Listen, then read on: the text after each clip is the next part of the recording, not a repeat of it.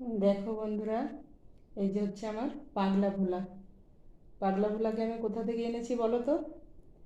হরিদুয়ার থেকে। হরিদুয়ারে গিয়েছিলাম, সেখানে হারকিপুড়ি থেকে আমি আমার এই ভোলা নাথকে নিয়ে এসেছি। এ হচ্ছে আমার পাগলা ভোলা। আমি ছোটোবেলা থেকে কিন্তু এই পাগলা ভোলারই কিন্তু পুজো করতাম। তারপরে তো এখন পাগলা ভোলারও পুজো করি, আমি সকলেরই পুজো করি। আর আমি দীক্ষা নিয়েছি সদ্গুরুর, শ্রী শ্রী ঠাকুর অনুকূল চন্দ্রের। তো দেখো, অনেক দিন পর আজ আমি পাগলা ভোলাকে একটু ভালো করে কিন্তু স্নান করিয়েছি। দেখো আজ কেমন সুন্দর ঝলমল করছে।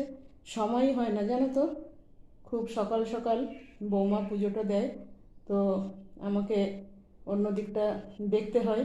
সে কারণে তো আজকে একটু সময় পেয়েছি, তো আমি পাগলা ভোলাকে আজকে একটু আমার মনের মতো সুন্দর করে একটু স্নান টান করিয়ে মুছিয়ে টুছিয়ে নিয়েছি।